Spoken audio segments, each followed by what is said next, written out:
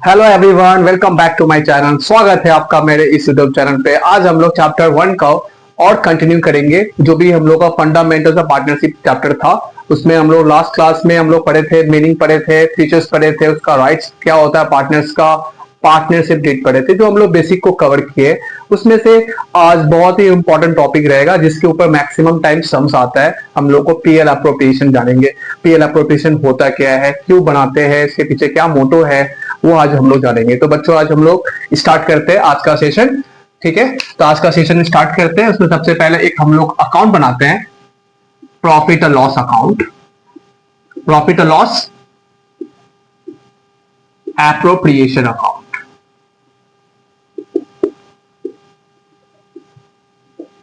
एक T format में लेते हैं, ledger short form.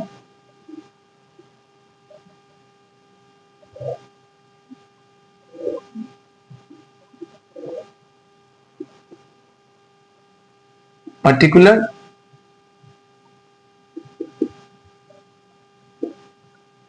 Amount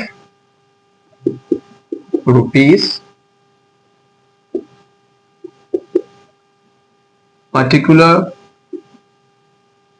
amount rupees, debit, और इस साइड में क्रेडिट लिखना बहुत ज्यादा जरूरी है बच्चों। ये चीज बिल्कुल मत भूलिएगा, डेबिट और क्रेडिट लिखना बहुत ही ज्यादा जरूरी है। अब हम लोग जानते हैं पीएल अप्रोप्रिएशन अकाउंट होता है क्या है। नाम से आपको समझ में आ रहा होगा बच्चों कि अप्रोप्रिएशन का मतलब होता है डिस्ट्रीब्यूशन। डिस्ट्रीब्यूशन करना है, किसके बीच में डिस्ट्रीब्यूशन करना है? पार्टनर्स के बीच में डिस्ट्रीब्यूशन करना है। क्या चीज को डिस्ट्रीब्यूट करना है? बचा हुआ प्रॉफिट।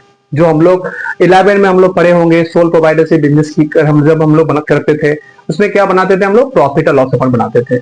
और प्रॉफिट और लॉस अकाउंट से हम लोग क्या निकालते थे? नेट प्रॉफिट निकालते थे। वो नेट प्रॉफिट को ही, नेट प्रॉफिट में से बाकी पार्टनर्स को दिया जाता है। जो भी अगर अगर फर्म का प्रॉफिट हुआ है तो वो प्रॉफिट में ये पार्टनर्स है जो डिस्ट्रीब्यूट करेगा। और अगर फर्म में प्रॉफिट नहीं हुआ है, नेट लॉस हुआ है, तो फिर पार्टनर्स आपस में डिस्ट्रीब्यूट नहीं करेगा। दैट मीन्स कि आप बोल सकते हो कि अगर हम लोग का पीएल अकाउंट बना रहे हैं और पीएल अकाउंट में अगर नेट लॉस हुआ तो फिर इसका बनाने का कोई मतलब नहीं है, नहीं बनेगा। बिकॉज लॉस है तो फिर पार्टनर्स कैसे डिस्ट्रीब्यूट करेगा। और अगर हम लोग का नेट प्रॉफिट हुआ है, तो नेट प्रॉफिट अगर होता है तो फिर हम लोग को पीएल अप्रोप्रिएशन बनाना पड़ेगा, क्योंकि हम लोग को जानना पड़ेगा कि पार्टनर्स आपस में कितने डिस्ट्रीब्यूट करेंगे, कितना प्रॉफिट डिस्ट्रीब्यूट करेगा, कितना घर लेके जाएगा वो पार्टनर्स। तो हम लोग अप्रोप्रिएशन का बेसिकली क्या मतलब होता है? एप्रोप्रिएशन का मतलब होता है डिस्ट्रीब्यूशन। ठीक है बच्चों, क्या है एप्रोप्रिएशन का मतलब? क्या होता है? डिस्ट्रीब्यूशन। और डिस्ट्रीब्यूशन किसके बीच में करेंगे हम लोग? Among partners.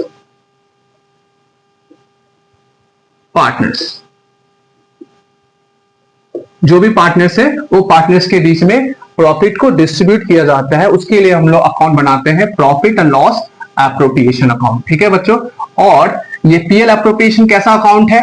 तो पीएल अप्रोप्रिएशन अकाउंट हम लोग का नॉमिनल अकाउंट होता है। कैसा अकाउंट होता है? Nominal account. और बच्चों पता होगा नॉमिनल अकाउंट का क्या रूल है, बेसिक रूल आपको पता होना चाहिए कि नॉमिनल अकाउंट का क्या रूल है कि सारे एक्सपेंसेस को हम लोग इस साइड लिखते हैं, राइट? एक्सपेंसेस हो या लॉसेस को हम लोग इस साइड लिखेंगे, और जो भी इनकम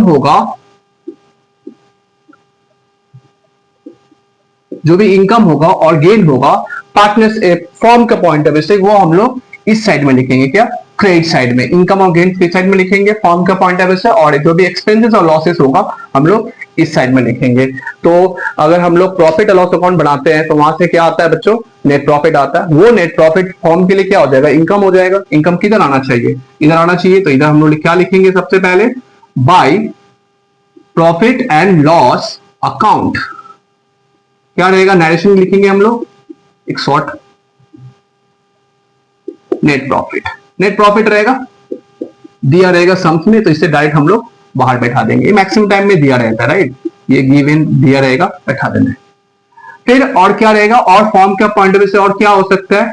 तो फॉर्म का पॉइंट ऑफ व्यू से और एक इनकम हो सकता है, वो है interest on drawings.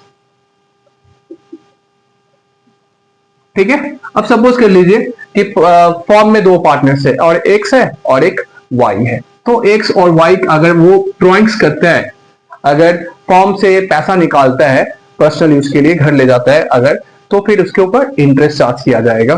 Firm interest charge करेगा, यानी फॉर्म इंटरेस्ट अगर चार्ज करता है ड्रॉइंग्स के ऊपर, तो फॉर्म के लिए क्या हो जाएगा, इनकम हो जाएगा। तो वो इनकम हम लोग क्या करेंगे, क्रेडिट साइड में दिखाएंगे। तो सबसे पहले अगर सपोज एक्स निकाल रहा है पैसा, तो एक्स को इंटरेस्ट देना होगा, वाई अगर निकालता है तो वाई को भी इंटरेस्ट देना होगा फॉर्म के लिए। तो फॉर्म को क्या हो जाएगा, इसके लिए फॉर्म के लिए ये इनकम हो जाएगा। तो हम लोग इधर बैठा देते हैं। ये सपोज है दो से अधिक पार्टनर तो हो ही सकता है ना, बस हम लोग फॉर्मेट में ले रहे हैं कि एक्स था और एक वाई है, दो पार्टनर्स है। अब अगर डेबिट साइड में आते हैं, तो डेबिट साइड क्या है बच्चों, एक्सपेंसेस को रिप्रेजेंट करता है, लॉसेस को रिप्रेजेंट करता है। तो वो फॉर्म के लिए क्या हो जाएगा, हम लोग वो सब आइटम इधर बैठाएंगे जो फॉर्म के लिए एक्सपेंसेस है या फिर लॉसेस है। तो पता होना चाहिए बच्चों आपको कि पार्टनर्स क्या होता है, पार्टनर्स फॉर्म में कैपिटल देता है, तो कैपिटल देता है तो उसके बदले में फॉर्म पार्टनर्स को क्या मिलेगा, इंटरेस्ट मिलेगा बच्चों। तो इंटरेस्ट मिलेगा, तो फॉर्म के लिए क्या है, वो एक्सपेंसेस है, बिकॉज फॉर्म इंटरेस्ट देगा पार्टनर्स को, तो पार्टनर्स को कैपिटल के ऊपर इंटरेस्ट मिलेगा, तो ये क्या हो जाएगा, पार्टनर्स के लिए इनकम है, बट फॉर्म के लिए क्या हो जाएगा, वो एक्सपेंसेस है। तो हम लोग लिखेंगे टू इंटरेस्ट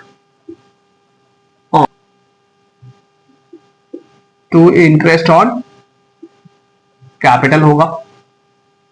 तो अगर इंटरेस्ट ऑन कैपिटल होगा, दो पार्टनर्स है, तो एक्स है वाई है, तो अगर एक्स कैपिटल दिया है तो एक्स को भी इंटरेस्ट मिलेगा, वाई को भी इंटरेस्ट मिलेगा। तो फॉर्म देगा इंटरेस्ट, तो ये क्या हो गया, एक्सपेंसेस है। एक्सपेंसेस हम लोग एक्स का इंटरेस्ट इधर बैठाएंगे, वाई का भी बैठा के दोनों का टोटल करके हम लोग बाहर ले जाएंगे इसका अमाउंट। उसी तरह से अगर पार्टनर्स को सैलरी मिलता है, पार्टनर्स को सैलरी भी तो मिल सकता है, अगर फॉर्म ऐसा बहुत सारा पार्टनरशिप फॉर्म होता है जैसे पार्टनर्स सैलरी पे काम करता है, तो पार्टनर भी रहता है, प्रॉफिट में भी वो हिस्सा मिलता है और साथ में वो सैलरी भी लेता है, कमीशन भी लेता है, बोनस भी लेता है। तो अगर पार्टनर्स को सैलरी मिल रहा है या फिर बोनस मिल रहा है या कमीशन मिल रहा है, तो ये सब भी फॉर्म के लिए एक्सपेंसेस है, तो ये एक्सपेंसेस में दिखाएगा। ठीक है, तो सैलरी हो गया,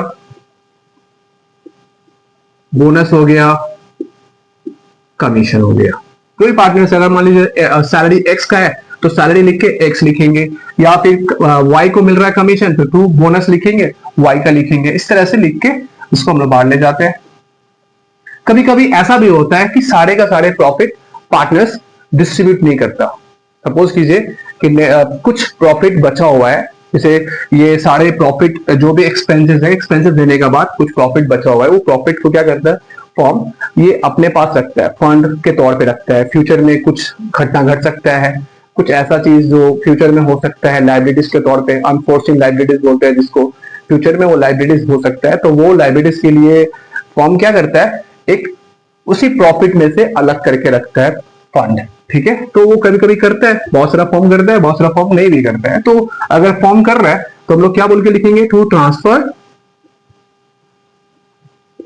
टू रिजर्व फंड।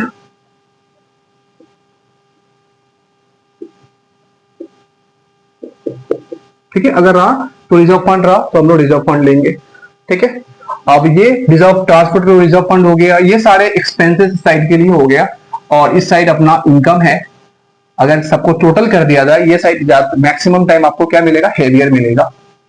ये हेवियर है, वो इनकम, इस इनकम हेवियर रहेगा, और फॉर्म के लिए एक्सपेंसेस कम रहेगा, तभी तो इनकम होगा भैया, है ना बच्चों, ये इनकम होगा। तो वो इनकम को क्या बोल के हम लोग लिखेंगे, to profit transfer to suppose X और वाई, जो भी होगा उसे हम लोग बाहर ले जाएंगे।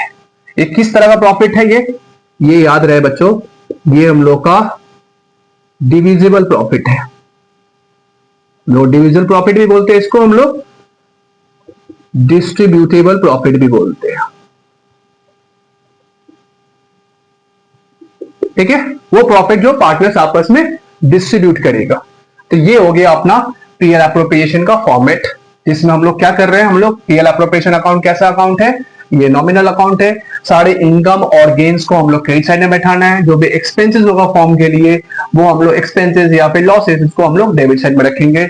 इंटरेस्ट ऑन कैपिटल पार्टनर्स का एक्स और वाई जो भी रहेगा, जितना भी पार्टनर्स रहेगा उसको हम लोग कैलकुलेट करके ले जाएंगे। अगर पार्टनर्स को सैलरी मिल रहा है, बोनस मिल रहा है, कमीशन मिल रहा है, तो हम लोग इधर दिखाएंगे, इसको रखेंगे। अगर फॉर्म अगर रिजर्व फंड में ट्रांसफर कर रहा है कुछ अमाउंट, तो फिर हम लोग ट्रांसफर टू रिजर्व फंड लिखेंगे। इसके बाद जो रिमेनिंग जो बचेगा प्रॉफिट, वो प्रॉफिट पार्टनर्स आपस में डिस्ट्रीब्यूट करेगा बच्चों, ठीक है। तो ये इसको हम लोग क्या बोलते हैं, डिविजिबल प्रॉफिट भी बोलते हैं, इसको हम लोग डिस्ट्रीब्यूटेबल प्रॉफिट भी बोलते हैं, ठीक है। तो ये यही हम लोग का बहुत ही इंपॉर्टेंट चैप्टर में ये टॉपिक बहुत इंपॉर्टेंट है। ये हम लोग का सम्स इस पे रहता ही रहता है, मैक्सिमम टाइम सम्स में आता ही है। तो इसमें अगर हम लोग पीएल एप्रोप्रिएशन में देखा जाए तो क्या क्या हम लोग का सम्स में दिया रहता है, ये मैक्सिमम टाइम सम्स में दिया रहेगा आपका, ठीक है।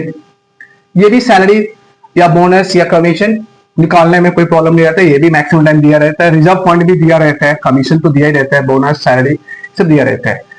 कभी कभी सैलरी लिखा रहेगा per month, salary per month दिया जा रहा है। कभी लिखा रहेगा सैलरी जो दिया जा रहा है पर क्वार्टर दे रहा है। कभी लिखा रहेगा सैलरी हाफ ईयरली पेमेंट कर रहा है। तो अगर हाफ ईयरली दिया रहेगा तो जैसी बात है, हम लोग 2 से मल्टीप्लाई कर देंगे तो हम लोग का एनुअल अमाउंट निकल जाएगा।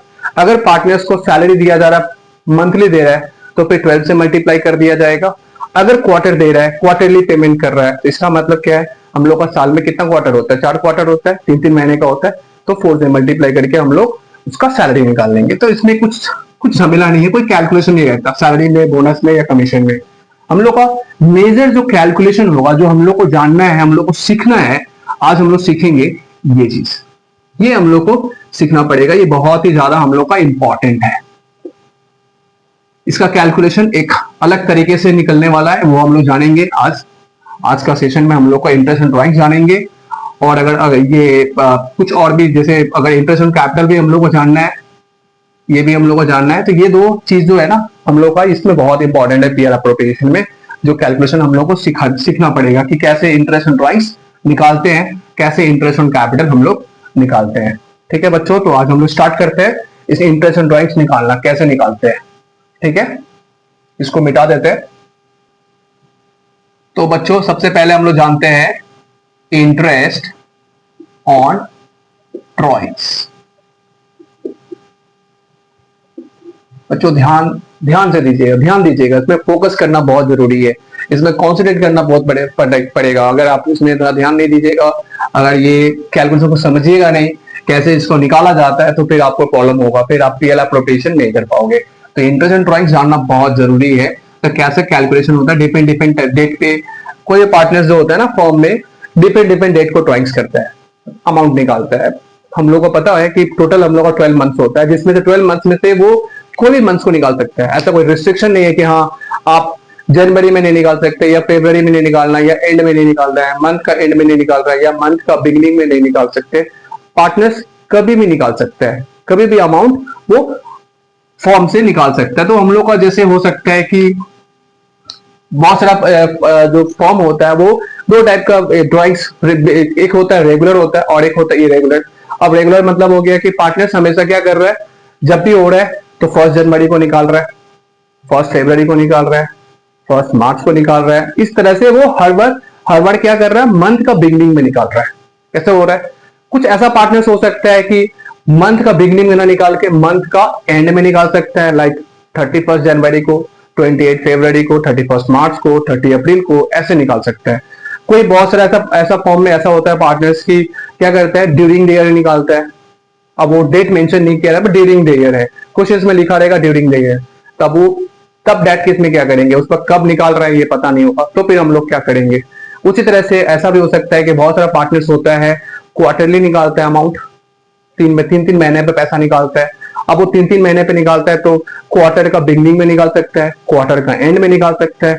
बहुत सारे ऐसा पार्टनर्स होता है जो फॉर्म में हाफ ईयरली निकालता है, हाफ ईयरली 6 महीने पे निकाल रहा है, तो हाफ ईयरली में हो रहा है 6 महीने का स्टार्टिंग में, 6 महीने का एंड में, इस तरह से निकाला जाता है। तो कोई डेट फिक्स नहीं होता है ड्राइंग्स करने का, तो इसका हम लोग कैलकुलेशन समझना बहुत जरूरी है कि कैसे हम लोग कैलकुलेट करते हैं, ठीक है बच्चों।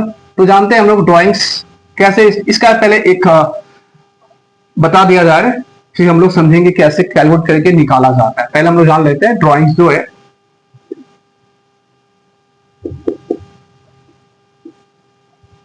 अगर ड्राइंग्स हम लोग देखा जाए क्या हो सकता है, मंथली हो सकता है,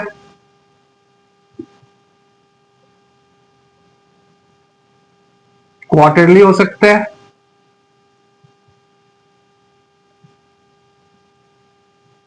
हाफ ईयरली हो सकता है। क्या तो हो सकता है, मंथली भी निकाल सकता है, क्वार्टरली निकाल सकता है, हाफ ईयरली निकाल सकता है, और ड्यूरिंग द ईयर भी हो सकता है।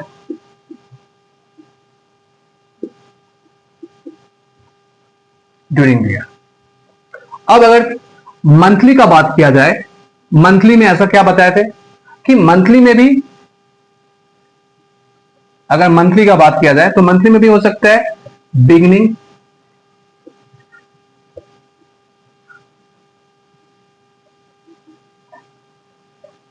बिगनिंग हो सकता है, बिगनिंग ऑफ एवरी मंथ,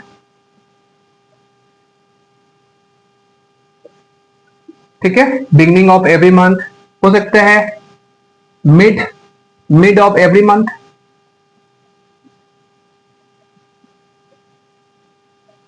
भी निकाला जा सकता है, और फिर एंड ऑफ एवरी मंथ, ठीक है। क्वार्टरली में भी सेम प्रोसेस हो सकता है, क्वार्टरली में भी अगर निकाले तो इसमें भी हो सकता है, बिगनिंग हो सकता है, मिड हो सकता है, मिडिल, और एंड हो सकता है, एंड ऑफ एवरी मंथ हो सकता है। हाफ ईयरली का बात करें तो हाफ ईयरली में भी हो सकता है, बिगनिंग हो सकता है of, beginning of month, first 6 month, right, first 6 month, और एंड ऑफ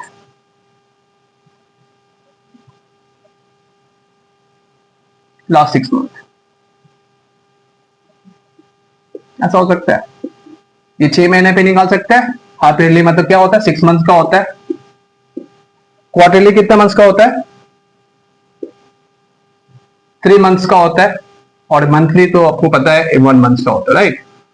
तो फिर हम लोग का इसमें क्या है, तो इसमें हम लोग का बिगनिंग ऑफ एवरी मंथ रहेगा, बच्चों तो याद रहे, बिगनिंग ऑफ एवरी मंथ रहेगा, तो हम लोग इसमें क्या करेंगे, हम लोग 6.5/12 करेंगे।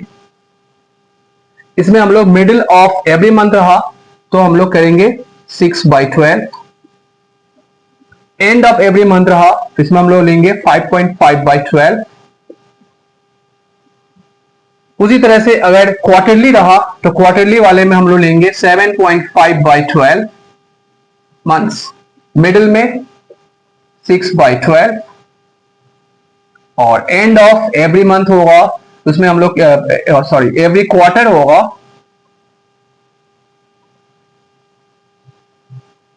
एवरी क्वार्टर होगा, तो इसमें हम लोग कितना लेंगे, 4.5/12, ठीक है। ये इसका हो गया क्वार्टरली वाले में क्या, बिगनिंग में होने से 7.5/12, मिड में होने से 6/12, और एंड ऑफ इच क्वार्टर होने से हम लोग का 5.5/12, 4.5/12।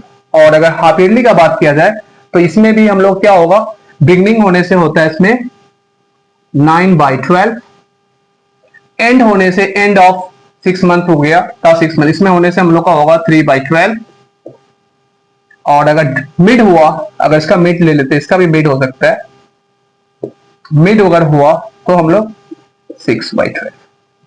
ये क्या है एक्चुअली, जो हम लोग 6.5/12 कर रहे हैं, या 6/12 कर रहे हैं, या 5.5/12 कर रहे हैं, क्या एक्चुअली इसको हम लोग क्या बोलेंगे, इसको हम लोग बोलेंगे एवरेज टाइम पीरियड बोलेंगे इसको, एवरेज टाइम पीरियड। ये एवरेज टाइम पीरियड हम लोग निकालना सीखना, हम लोग को सीखना पड़ेगा कि एवरेज टाइम पीरियड कैसे निकाला जाता है। एवरेज टाइम बेसिकली हम लोग का जो ड्राइंग्स का इंटरेस्ट निकालने का ना 3 तरीका होता है। एक सिंपल मेथड होता है,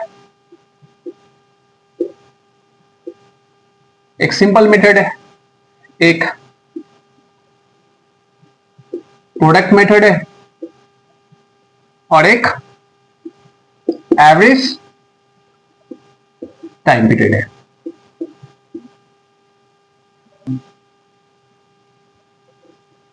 ये हम लोग का एवरेज टाइम पीरियड है, जो हम लोग का काफी ज्यादा इंपॉर्टेंट है।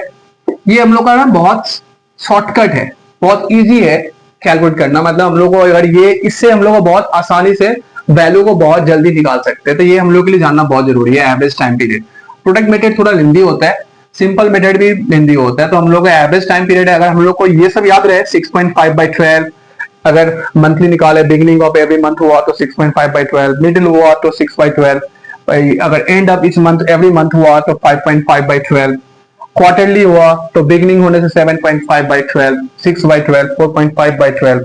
ये सब हम लोग ऐसे याद तो रह सकता है, बट हम लोग याद याद रखना ज्यादा जरूरी नहीं है, हम लोग को समझना ज्यादा जरूरी है कि ये सिर्फ कैसे आया। अगर हम लोग भूल जाएंगे तो फिर हम लोग कैलकुलेशन में गड़बड़ हो जाएगा। तो हम लोग समझते हैं, सीख लेते हैं कि ये 6.5/12 कैसे आ रहा है, 6/12 कैसे आ रहा है, 5.5/12 कैसे आ रहा है। ठीक है, तो हम लोग एवरेज टाइम पीरियड कैसे कैलकुलेट करते हैं, इसलिए याद रहे। इसमें सबसे इंपॉर्टेंट चीज क्या है, एवरेज टाइम पीरियड तभी हम लोग अप्लाई कर पाएंगे जब क्या होगा, सेम अमाउंट ऑफ ड्राइंग्स होगा। बहुत इंपॉर्टेंट बात है। और सेम टाइम पीरियड होगा। इसमें सेम टाइम, सेम अमाउंट निकाल रहा है, मतलब हर एक बिगिनिंग, जैसे एवरी मंथ हो रहा है तो वो हर एक महीना शुरुआत का महीना में 1 जनवरी, 1 फरवरी, 1 मार्च को क्या कर रहा है, सपोज 1000 रुपए करके निकाल रहा है। ठीक है, तो ये 1000 रुपए हुआ तो सेम अमाउंट ऑफ ड्रॉइंग्स हुआ, हर महीना हो रहा है निकाल रहा है, या फिर हर क्वार्टर में निकाल रहा है 1000 रुपए करके, तो सेम अमाउंट हो रहा है। फिर अगले क्वार्टर में भी वो सेम अमाउंट निकालेगा 1000 रुपया, फिर थर्ड क्वार्टर में भी ऐसी। तो इस तरह से अगर रहता है तो उसको क्या बोलेंगे, सेम अमाउंट ऑफ ड्रॉइंग्स और सेम टाइम पीरियड। मतलब क्या ऐसा हो रहा है क्या कि फर्स्ट अगर जनवरी को निकाल रहे हैं तो फिर अगले महीना 1 फरवरी को निकाल रहा है, फिर उसी तरह से 1 मार्च को। तो ये रेगुलर है। तो क्या होगा, इस तरह से जब टाइम पीरियड सेम दिया रहेगा, शायद सेम अमाउंट ऑफ ड्रॉइंग्स रहेगा, तो हम लोग एवरेज टाइम पीरियड अप्लाई करेंगे। तो एवरेज टाइम पीरियड कैसे होगा देख लेते हैं आज हम लोग इसका कैलकुलेट करके। ठीक है बच्चों, चलिए तो इसका हम लोग एग्जांपल लेते हैं बच्चों। सबसे पहले एग्जांपल लेते हैं, एवरेज टाइम पीरियड के हिसाब से निकालते हैं। तो सपोज कोई एक पार्टनर है, suppose mister x withdrew amount ₹1000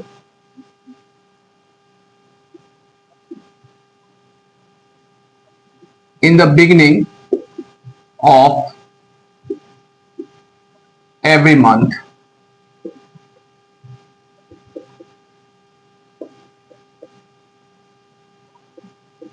at the rate 10% per annum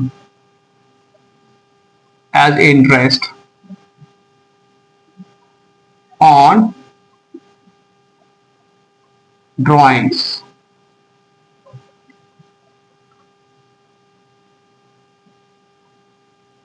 for accounting period ended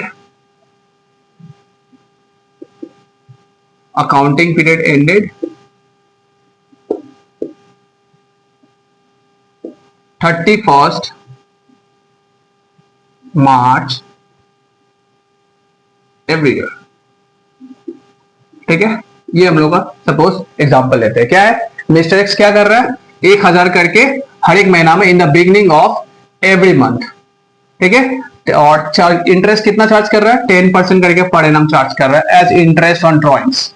और क्या है, इसका अकाउंटिंग है क्या, 31st मार्च एवरी ईयर वो क्या होता है, एंड होता है, इसका अकाउंटिंग है। तो इसका कैसे, अगर हम लोग कैलकुलेशन ले, इसमें क्या कर सकते हैं हम लोग, इसमें प्रोडक्ट मेथड से भी निकाल सकते हैं, बट हम लोग प्रोडक्ट मेथड को नहीं जाएंगे। हम लोग क्या करेंगे, एवरेज टाइम पीरियड इसमें अप्लाई कर पाएंगे, क्योंकि 1000 क्या है, सेम अमाउंट ऑफ ड्रॉइंग्स है, और क्या है, इसमें सेम टाइम पीरियड है, मतलब हर एक महीना का शुरुआत में निकाल रहा है। तो हम लोग इसमें एवरेज टाइम पीरियड आसानी से कैलकुलेट कर सकते हैं। तो देखते हैं, सबसे पहले स्टार्ट करते हैं। तो इसका कैलकुलेशन होगा तो क्या होगा, interest on drawings equals to क्या होगा, 1000 करके निकाल रहे हैं। कितना मंथ्स के लिए निकालेगा, बिगिनिंग ऑफ एवरी मंथ है तो इसका मतलब पूरा साल भर निकालेगा, 12 मंथ्स। और रेट ऑफ इंटरेस्ट क्या है इसका, रेट ऑफ इंटरेस्ट चार्ज करने का ड्रॉइंग्स 10%, यानी 10/100। ठीक है, 10/100। और इसका क्या हम लोग अप्लाई करेंगे, एवरेज टाइम पीरियड अप्लाई करेंगे। क्या बताए थे बच्चों कि हम लोग जब भी होगा बिगनिंग ऑफ एवरी मंथ होगा तो हम लोग क्या उसमें चार्ज करेंगे, 6.5/12 करेंगे। ठीक है, 6.5/12। तो इस तरह से इसका अगर हम लोग कैलकुलेट करें तो कितना होगा,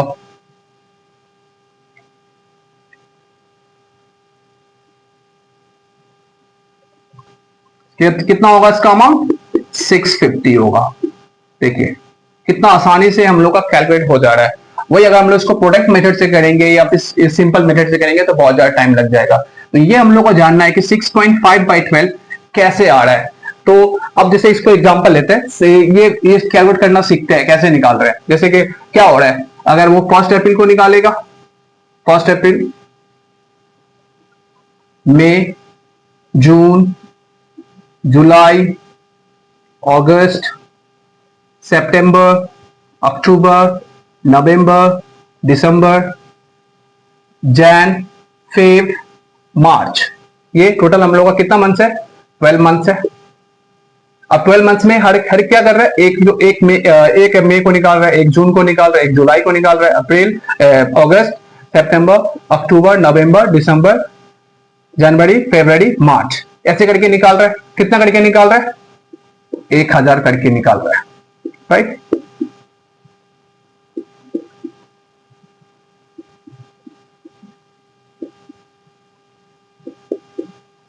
एक 1000,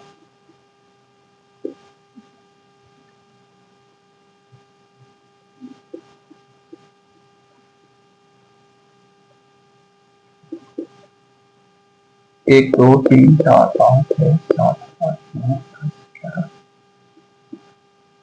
टोटल कितना बार निकाल रहा है वो, पूरे साल भर में कितना बार निकालेगा, 12 बार निकालेगा, यानी 12,000 अमाउंट हो रहा है, राइट। अगर हम लोग ये मेथड ये जाने 6.5 कैसे हो रहा है, तो अगर ये 1 अप्रैल को अगर निकाला होगा 1000, तो 1 अप्रैल को अगर निकाला होगा तो कितने मंथ्स का वो इसको इंटरेस्ट देना पड़ेगा। सो टाइम पीरियड कितना मंथ्स का होगा, तो टाइम पीरियड कितने मंथ्स का होगा, पूरा 12 मंथ्स का, राइट। 1 अप्रैल से काउंट कीजिए आप, 1 अप्रैल से लेकर कब तक, एंड क्या है इसका, 31 मार्च। तो 31 मार्च तक जाएंगे तो पूरा 12 महीना हो रहा है। अगर वो 1 मई को निकालेगा तो कितना महीना होगा, 11। उसी तरह से जून में निकालेगा तो कितना मंथ्स का होगा, जून में निकालेगा तो जून, जुलाई, अगस्त, सितंबर, अक्टूबर, नवंबर, दिसंबर, जनवरी, फरवरी, मार्च, राइट, 10 मंथ। तो इस तरह से 12, 11, 10, 9 मंथ्स, 8 मंथ्स, ठीक है, 7, 6, 5, 4, 3, 2, 1। तो इस तरह से अगर कैलकुलेट करके देखा जाए, अगर 1 मार्च को निकालेगा जैसी बात है कितना मंथ का होगा, 1 मंथ। तो फरवरी को निकालेगा तो इस तरह से इसका टाइम पीरियड निकाला जाता है, ठीक है। तो इसका टाइम पीरियड निकालेंगे तो इसको आप चाहोगे तो इसको जोड़ के देखो एक बार कितना हो रहा है, 12 + 11 + 10 + 9 + 8 + 7 + 6 + 5 + 4 + 3 + 2 + 1 और डिवाइडेड बाय कितना होगा, इसका टोटल 78 हो रहा है। इसको अगर हम लोग क्या करेंगे, ये 78 हो रहा है, इसका हम लोग निकालेंगे तो 78 को क्या करेंगे हम लोग 12 से डिवाइड कर लेंगे, क्योंकि एवरेज करना है ना इसका। तो 12 मंथ्स होता है टोटल, 12 मंथ से 12 बार निकाला है, 12 मंथ निकाला है, यानी 12 मंथ से डिवाइड करेंगे तो हम लोग का आ जाएगा 6.5/12। समझ रहे हो। तो ये 6.5 किस तरह से निकाल रहा है, इस तरह से आप कैलकुलेट कर सकते हो। अगर बिगिनिंग ऑफ ईच मंथ हुआ तो इस तरह से कैलकुलेट होगा। इसका एक और तरीका है, आप इस एक और तरीके से निकाल सकते हो इसका एवरेज टाइम पीरियड। कैसे निकलेगा, जैसे फर्स्ट क्या होगा इसका निकालने का तरीका, एक पहला फर्स्ट मंथ का कितना हो रहा है, फर्स्ट मंथ में कितना टाइम पीरियड हो रहा है, फर्स्ट मंथ का टाइम पीरियड 12 लेंगे और लास्ट मंथ का टाइम पीरियड कितना है, 1 है। इसको ले लेंगे फर्स्ट और लास्ट का टाइम पीरियड, दोनों को क्या कर देंगे, एवरेज कर लेंगे 2 से। कितना हो रहा है 13/2, कितना आएगा 6.5। इससे भी आप निकाल सकते हो, आपको जो अच्छा लगे दोनों में से कोई भी से अप्लाई कर सकते हो। ये बहुत ही इंपॉर्टेंट, आपको याद, इसको रट्टा नहीं मारना है, आपको याद रखना है, कॉन्सेप्ट को समझना है कि ये 6.5 ये एवरेज टाइम पीरियड कैसे निकाला गया है, ठीक है। उसी तरह से अगर हम लोग उसका और एग्जांपल लें, ये तो हम लोग का हो गया बिगनिंग ऑफ ये हम लोग क्या है, शुरुआत में बिगनिंग है, right, beginning of each month है, ईच मंथ है। अब हम लोग क्या करेंगे, अगर एंड हुआ तो फिर क्या किया जाएगा, अगर एंड होगा तो फिर क्या होगा, एंड होगा तो जैसे क्या निकालेगा,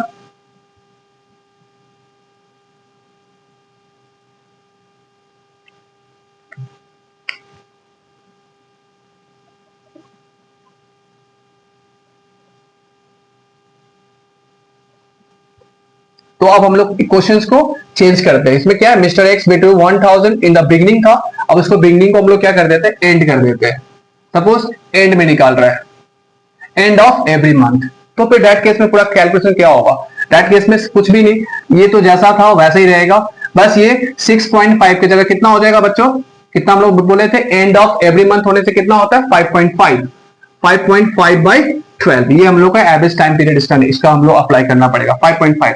अब ये चेक कर लेते हैं 5.5 कैसे होगा, तो देखते हैं, अगर क्या होगा, एंड है एवरी मंथ, तो यानी 30 अप्रैल को निकालेगा, है ना, 30 अप्रैल, इसके बाद क्या होगा, मई में निकालेगा, जून, जुलाई, अगस्त, सितंबर, अक्टूबर, नवंबर, दिसंबर, जैन, फेब, मार्च, कब कब निकालेगा, 31 मई को निकालेगा, फिर कब निकालेगा, 30 जून को निकालेगा, फिर कब निकालेगा, 31 जुलाई को निकालेगा, फिर क्या हो, 31 जुलाई, सितंबर 30, फिर अक्टूबर 31, नवंबर 30, दिसंबर 31, जैन 31, फरवरी 28 और 29, और क्या हो सकता है 31 मार्च। इस तरह से वो डेट को निकालता है, तो डेट को निकालेगा क्या, 1000 करके ही निकालेगा सब में, राइट, सब में निकालेगा, ऐसे करते करते सब में निकालेगा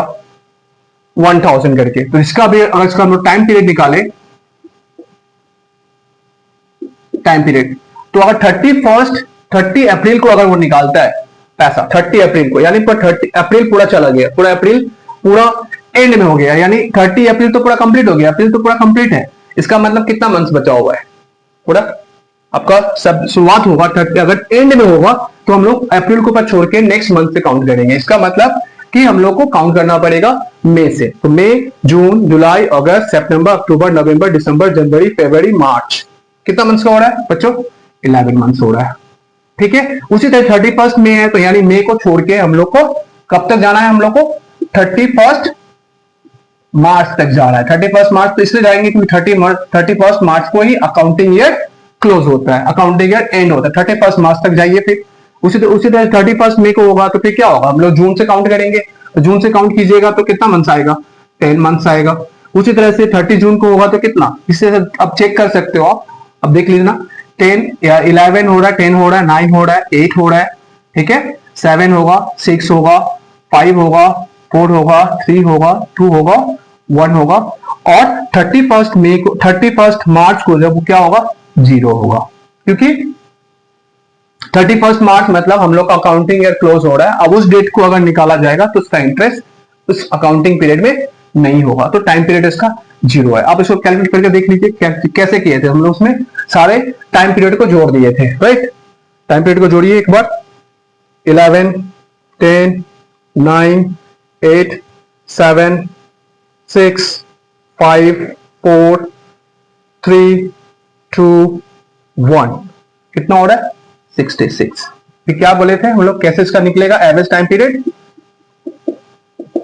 66 डिवाइडेड बाई 12 करेंगे, इसका एवरेज कर लेंगे हम लोग, तो कितना आ रहा है देख सकते हो आप, 5.5 आ रहा है ना। तो बच्चों हम लोग का इस तरह से 5.5 इसका आता है, ठीक है।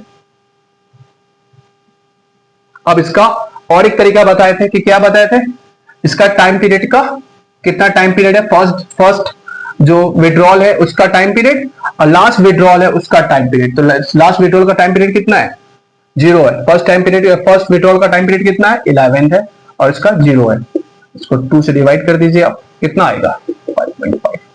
अब 5.5 इस तरह से हम लोग उसका एवरेज टाइम पीरियड निकालते हैं, कब, जब हम लोग का इसका बिगिनिंग ऑफ ईच मंथ होता है, ठीक है बच्चों। तो इसका इस तरह से हम लोग का कैलकुलेशन किया जाता है, ठीक है। और आज का सेशन हम लोग यहीं पर समाप्त करते हैं। और जो भी आपका जो भी मन में डाउट होगा और जो भी क्वेरीज होगा वो आप पूछ सकते हो कमेंट सेक्शन में। और जो हम लोग का अभी जो और भी पार्ट बचा हुआ है इसमें हम लोग क्वार्टरली करना बाकी है, हाफ ईयरली करना भी बाकी है। क्वार्टरली अगर बिगनिंग ऑफ इस क्वार्टर हुआ तो क्या करेंगे, एंड ऑफ इस क्वार्टर हुआ तो क्या करेंगे, हाफ ईयरली हुआ तो उसका वो सब हम लोग नेक्स्ट नेक्स्ट क्लास में करेंगे, नेक्स्ट वीडियो में करेंगे। ठीक है, वीडियो आज का सेशन थोड़ा ज्यादा लंबा हो जा रहा है बच्चों, तो आज हम लोग यही तक समाप्त करते हैं। कोई भी आपका डाउट हो तो आप बेशक पूछ सकते हो, और कोशिश करते हैं कि आप लोग का जो भी डाउट है वो क्लियर हो जाए।